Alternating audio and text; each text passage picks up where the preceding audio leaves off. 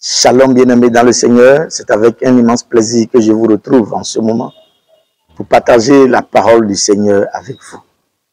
La Bible déclare dans 2 Pierre chapitre 1 verset 5, il dit « À cause de cela même, faites tous vos efforts pour joindre à votre foi la vertu, à la vertu la science et à la science la tempérance. » Je vais m'arrêter là. Il est très important pour nous ici de comprendre la pensée que communique l'apôtre Pierre. Frère, tout ne s'arrête pas à la nouvelle naissance. Si vous remontez le texte à partir du premier verset, Pierre nous a quand même déclaré que quand nous avons cru en Christ, il a déposé en nous tout ce dont nous avons besoin. Et sa nature divine est déjà en nous. Cela veut dire simplement qu'à la nouvelle naissance, votre esprit est parfait. Le jour où vous avez reçu Christ, votre esprit est recréé en Christ. Le Saint-Esprit vient habiter dans votre esprit. Vous êtes devenu un avec le Saint-Esprit selon 1 Corinthiens chapitre 6 verset 17. Et à partir de ce jour-là, la justice de Dieu vous est donnée, vous est amputée. Vous êtes juste dans votre esprit, juste devant Dieu. Vous pouvez vous présenter devant Dieu sans aucune forme de culpabilité, sans conscience de condamnation, sans conscience d'accusation. Frère, il est important qu'on le sache. Mais tout ne s'arrête pas à la nouvelle naissance. Après la nouvelle naissance, maintenant, le chrétien a l'obligation de travailler. D'où l'expression « faites tous vos efforts ». Pour avoir le salut, nous n'avons fait aucun effort. C'est lui qui est venu vers nous. C'est lui qui est venu vers nous. La Bible déclare dans Romains 5, verset 8, verset 10. Quand nous étions encore errants et loin, Dieu nous a aimés, son amour est venu nous localiser dans notre condition. Aucun de nous n'a prié pour naître de nouveau. Non, non.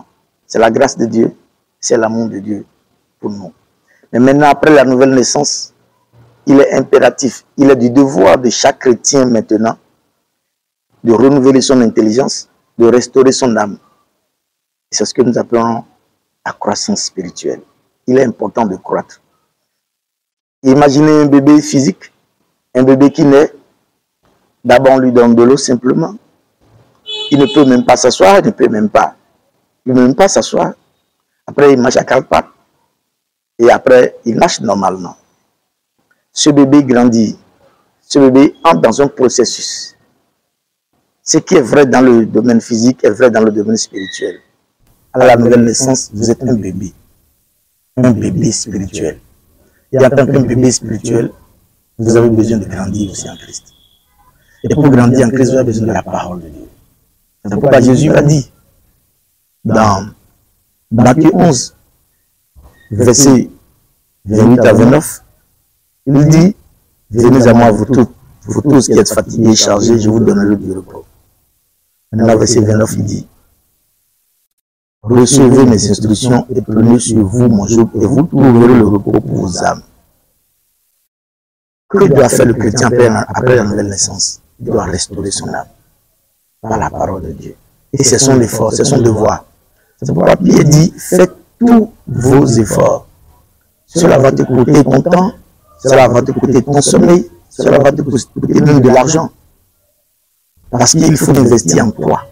Il faut investir en celui que tu es. Et c'est au travers de cela, au travers de la parole, que tu peux restaurer ton âme. Frère, il est important. Et quand vous lisez la parole vivante, il dit, à cause de cela même, développez votre foi. Il faut développer la foi. Nous avons une dose de foi, selon Romains 12, verset 3, à la nouvelle naissance.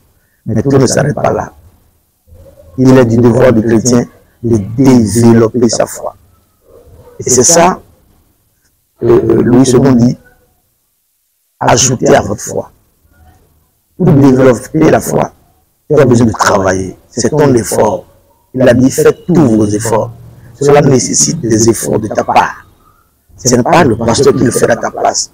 Le rôle du pasteur, c'est de t'enseigner quoi faire. C'est ce que je fais maintenant. Tu as besoin de développer ta foi. Tu as besoin de grandir en Christ. Et cela passe par les enseignements. Cela passe par la parole de Dieu. Combien de fois lis-tu la parole de Dieu par jour? As-tu lu ta Bible aujourd'hui? As-tu prié aujourd'hui? As-tu médité? As-tu écouté un enseignement aujourd'hui? As-tu l'habitude d'aller aux enseignements dans l'intersemaine? Frère, tu ne peux pas grandir si tu ne t'exposes pas à la parole. Tout ne s'arrête pas à la nouvelle naissance. Je dis plutôt que c'est après la nouvelle naissance que le plus sérieux commence pour le chrétien. Parce que si Dieu nous a laissés dans ce monde après la nouvelle naissance, c'est pour que nous puissions régner et briller. Et tu ne peux pas briller dans le péché. Tu ne peux pas briller dans tes vices. Non. Prochainement, je vous parlerai de la vertu. Et comment nous pouvons associer la vertu à notre foi, comment nous pouvons utiliser la vertu pour développer notre foi. Demeurez bénis.